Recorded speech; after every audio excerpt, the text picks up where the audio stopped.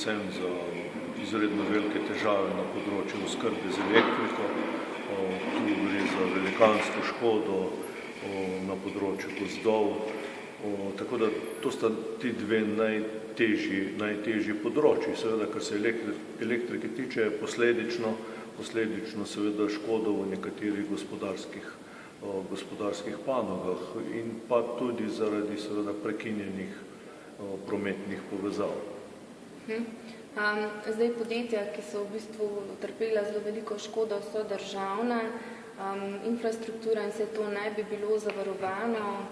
So že kakšne ocene mogoče o tem, kaj ne bi to pomenilo za državo nasploh, ne? Ja, glede na to, da je to ena največjih elementarnih nesreč, je seveda ni možno, zagotovo ni možno oceniti.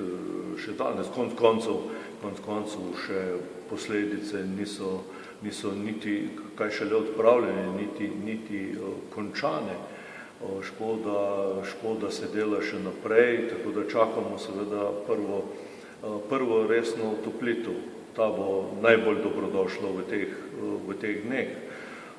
Seveda za gozdove bo potrebno narediti tudi v skladu z veljavno zakonodajo sanacijski program. Na podlagi tega programa bo vidna velikost škode in pa način odpravljanja posledic te škode.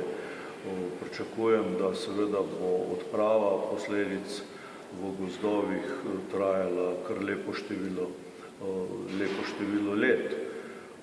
Enako tudi na drugih področjih, ko bo opravljena ocena škode, je seveda država tista, ki bo morala pri tem krepko sodelovati z svojimi rezervnimi skladi in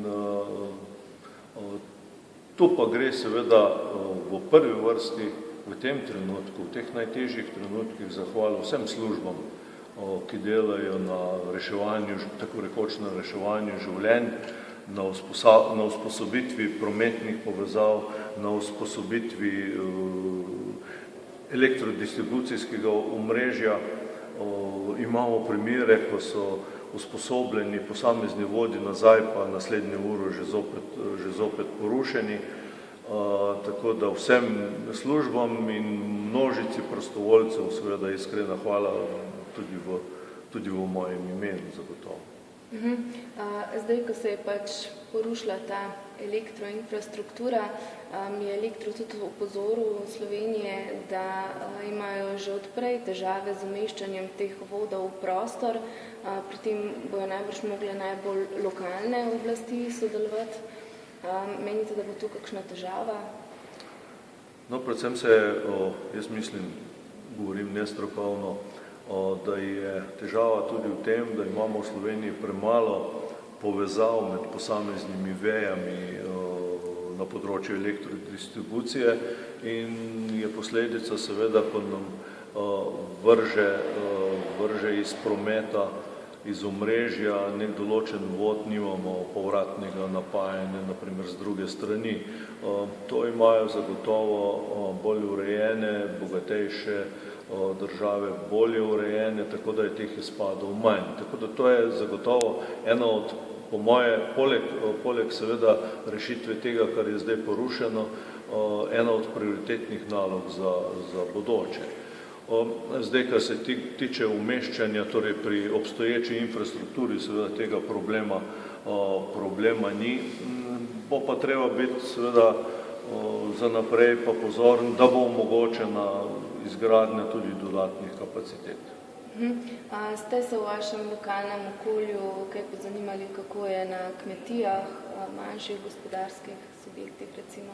No, predvsem torej vse službe delajo, kot sem rekel, izredno aktivno, še posebej gasilci in električarji. Torej, usposabljajo se prometnice, tako kot po vsej Sloveniji, tisti, ki je ogrožena, usposabljajo se elektrovodi. Na področju elektrike, torej oskrbe z električno energijo, so seveda največji problemi, predvsem na oddaljenih kmetijah. K sreči je kar nekaj manjših agregatov, ki omogočajo vsaj tisto osnovno kmetijsko dejavnost in pa tiste osnovne življenjske pogoje, ki so potrebne, od hladilnih naprav do molže, če tako rečem. Kaj lahko vi kot poslanec naredite v tem obdobju po nesreči? Ja, predvsem bo moral seveda državni zbor biti aktiven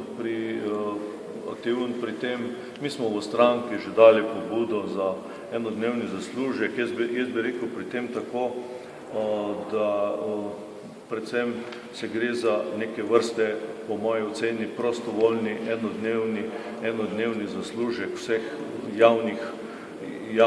zaposlenih v javni upravi, kar se tiče pa funkcionarjev, pa mislim, da bi moral biti to kar obvezen del zaslužka v tem mesecu.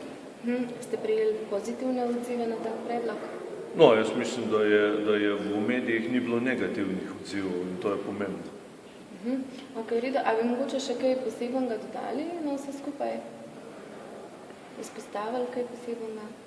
No, jaz mislim, da je predvsem to, kar se tudi večkrat opozarja, tudi stroka opozarja na previdnost pri odpravljanju posledic oziroma pri čiščenju predvsem prometnic, pri čiščenju koridorjev za elektrodistribucijo, da ne bi prihajalo do kakšnih hujših nesreč in tragedij. To je seveda najpomembnejše v tem trenutku. Pa pri sanaciji lahko računamo na evropski denar? No, jaz mislim, da ja, škoda, ki bo ocenjena, bo zagotovo v taki višini, da bomo upravičeni tudi do ustrezne evropske pomoči. Ok, v redu. Hvala lepa. Hvala vam.